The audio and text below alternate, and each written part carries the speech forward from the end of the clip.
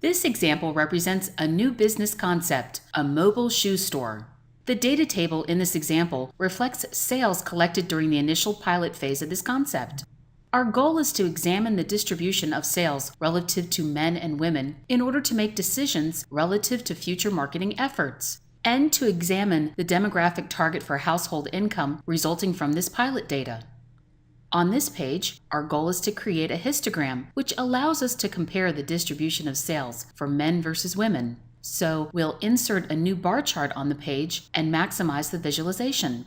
The default selection for the value access property counts the rows in the underlying data table assigned to each sales region. Note that this row count produces the same result as performing a unique count of customer ID because each row represents a single unique customer. And while the default bar chart settings have applied the categorical variable sales region to define the category axis, in order to configure this bar chart as a histogram, we will need to select a continuous variable. We'll choose Shoe Purchase Amount and expand the selector to see that the Auto Bin feature has been checked. If we slide the selector dialog to the side and uncheck Auto Bin, you can see that if each of over 1,000 unique shoe purchase amounts are assigned individual bars, the visualization appears cluttered and is difficult to interpret. If we recheck the Auto Bin function, those individual purchase amounts are grouped into 5 bins, which define ranges between the minimum and maximum purchase amount.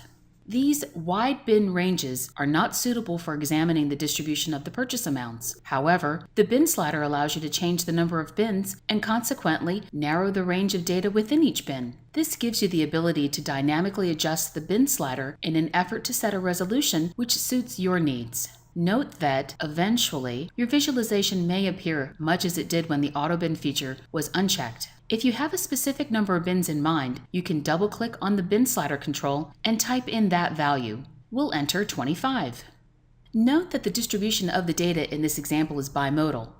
If we drag and drop customer gender as a color by variable, we can see the bimodal nature of the data distribution is due to the fact that women in our pilot appear to make larger amounts of shoe purchases. However, there are a few exceptions. If we drag and drop customer gender as a trellis variable, which defines rows of the trellis matrix, it will allow us easier access to these outliers, and we can mouse over the outliers in order to get a count of customers who do not conform to these gender-specific distributions. If we want to examine the household income values in a similar manner, we could insert a new page and insert a new bar chart. Since each row is a single customer, we can leave row count assigned to the value access property and drag and drop household income on the category access target. Again, the Auto Bin feature is automatically turned on, and we can drag this slider to the right to adjust the resolution of this even interval binning. If, however, we want to examine the distribution of household income values collected from our customers in a more statistically robust fashion, in an effort to confirm that these values are normally distributed, we could bin the data based on the number of standard deviations from the mean household income.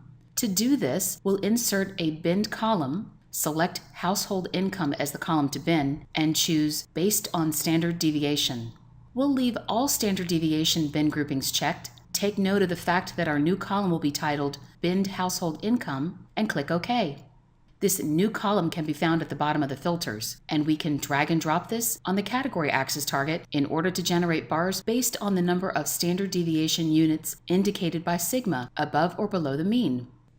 If we want to know the percentage of values assigned to each of these bins, we could change the aggregation along the value axis to percentage of total and change the formatting to display a percentage.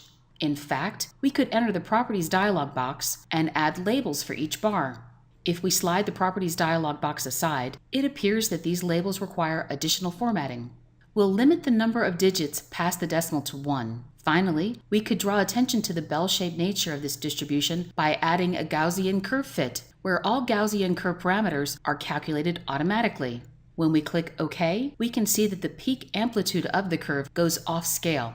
Therefore, we can go to the value axis and set the maximum for the range at 0.4. When we click Close, you can see the result of our bar chart configured as a histogram. It appears that the distribution of household income values collected from our pilot customers is normally distributed.